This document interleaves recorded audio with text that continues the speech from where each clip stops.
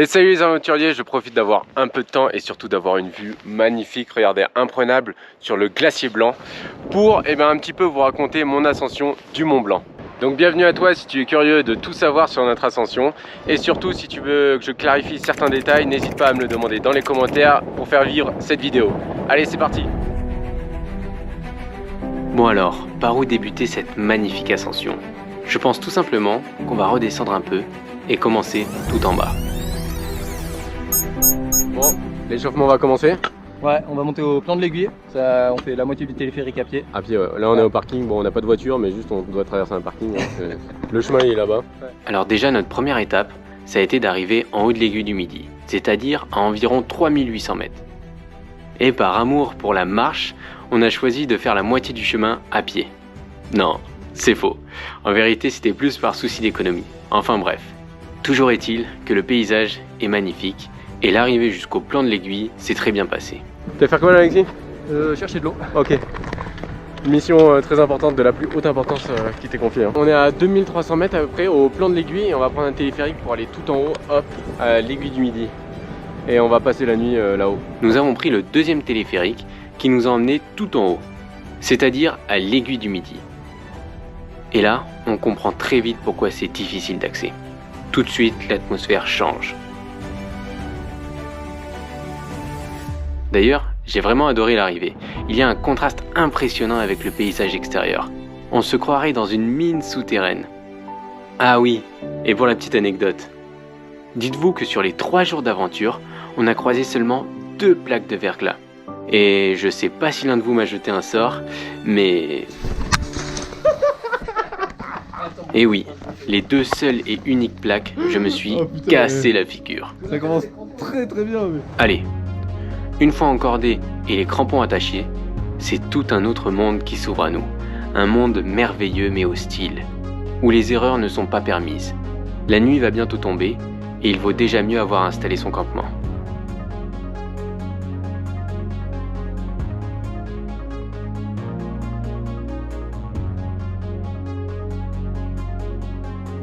Nous on va aller là. Tac tac tac tac tac. Tac tac. Et après tac tac tac. Bon Alexis, réaction à chaud? Franchement, incroyable. Incroyable. Je me sens à fond dans mon élément. Non, ça va, on n'est pas trop fatigué. Là, on a décidé de poser notre campement. Hein, vous allez voir comment il est notre campement. On a décidé d'opter pour la légèreté, c'est-à-dire sans tente. Bon, bah voilà, comme je le disais tout à l'heure, ça c'est notre campement. Alors raison de plus, pas le droit à l'erreur. La météo doit être anticipée. En été, les orages sont très fréquents. On en a même vu un au loin. Ça va être bien. Donc il y a le matériel qui est derrière là. Tac. Et on a faim. On a très faim. On a grave faim. Alors pour dormir, on a d'abord mis une couverture de survie. Après un petit matelas gonflable. Et après moi j'ai mon duvet. Voilà, on a fait comme ça. Et là on va préparer à manger. Le meilleur moment.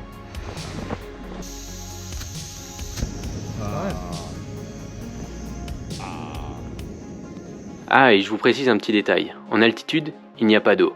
Du moins, pas tout de suite. Il faut d'abord faire fondre la neige. Et ça prend du temps. Les pâtes sont cuites. Tu veux soupe pâte ou pâte knacky fromage sauce tomate? Manger, on le sait tous, c'est très important. Et encore plus maintenant. Ici, les dépenses énergétiques sont énormes. Et nos corps réclament beaucoup de calories. Bon, bah du coup comme prévu, il est 1h30, c'est le réveil. Et on prépare un petit truc chaud à boire pour le petit déj. Et après, c'est parti pour la grande aventure. Les ascensions commencent toutes très tôt. La raison est simple. Le matin, la neige est encore solide. Le soleil n'a pas eu le temps de la faire fondre et de la ramollir. Ce qui, par la suite, peut provoquer des avalanches.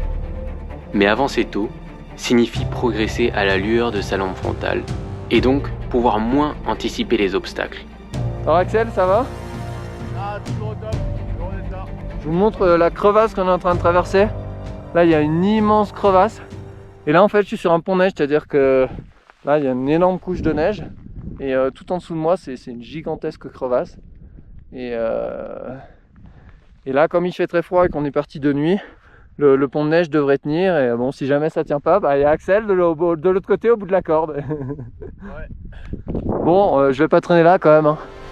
Après avoir passé le mont du Taku sous le ciel encore étoilé,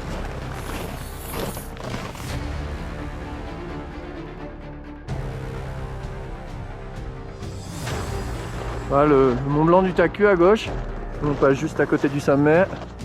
les premières lueurs du jour apparaissent lors de l'ascension du Mont Maudit. On a même croisé d'autres alpinistes. Bon, je sais pas ce qu'ils ont mangé ce matin-là, mais en tout cas, ils nous ont bien doublés.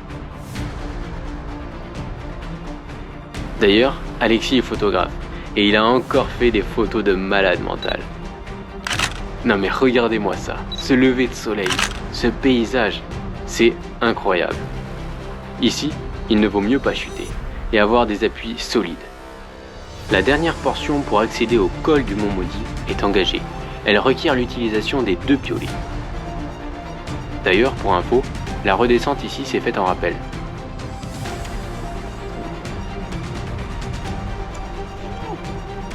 Après 4 heures d'effort, quoi de mieux qu'une pause déjeuner, qui, je vous l'accorde, a plus les allures d'une pause midi. Mais ici, l'apparence ne compte pas, c'est les calories qu'on recherche. Et les amis, j'en avais déjà pris conscience de ce sentiment, mais j'ai l'impression de réapprendre à chaque fois que vivre des expériences physiquement éprouvantes, c'est prendre conscience du bonheur que peut procurer de moments simples comme celui-là. Un partage de nourriture, une bonne blague et un lever de soleil.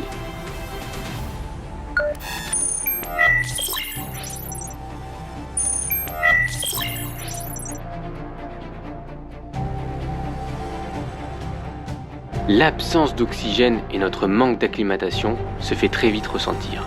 Un mal de tête s'installait progressivement et chacun de mes pas y résonnait de plus en plus fort. Courage, allez, t'y es presque, un pas de plus. C'est ce que je me répétais tout en marchant au ralenti. Moi je suis KO. KO. L'oxygène, ça tape là, on le sent. L'altitude là, on est à plus de 4600. On arrive bientôt au sommet du Mont Blanc qui est là-haut derrière. Mais wow, moi je suis KO, j'avance au ralenti. Et je vais pas vous mentir, c'était difficile. Les derniers 200 mètres de dénivelé sont interminables et j'avais la sensation de ne pas progresser sur cet immense dôme blanc. Mais en cette fin du mois de juillet, c'est à 11h du matin que nous atteignîmes ensemble, à bout de souffle, notre record personnel de hauteur, 4810 mètres. Cet élan de joie me fit oublier toute la fatigue. Mais très vite, j'ai réalisé qu'au final, on n'avait parcouru que la moitié et qu'il restait encore toute la redescente. Une redescente d'ailleurs qui a pris du temps, car les passages où on avait pu auparavant se hisser à la force de nos piolets, il a fallu y installer des rappels par exemple. En tout cas, j'en sors extrêmement heureux et cette expérience de l'altitude m'a permis de réaliser l'importance d'un binôme solide, l'optimisation du matériel et surtout l'anticipation des éléments extérieurs. Donc j'espère que cette vidéo vous aura plu. Comme d'habitude, n'oubliez pas de vous abonner et d'exploser la barre de pouce bleu, tout comme le soleil a explosé mon visage. Et donc si vous partez en montagne, surtout n'oubliez pas la crème solaire. Et surtout, j'insiste bien sur le fait de ne jamais vous aventurer seul dans des milieux hostiles comme ça, sans les connaissances nécessaires, sans le matériel nécessaire et sans guide. Et personnellement, j'ai remarqué que dans une ascension, le plus important c'est la confiance qui pouvait régner entre les deux binômes.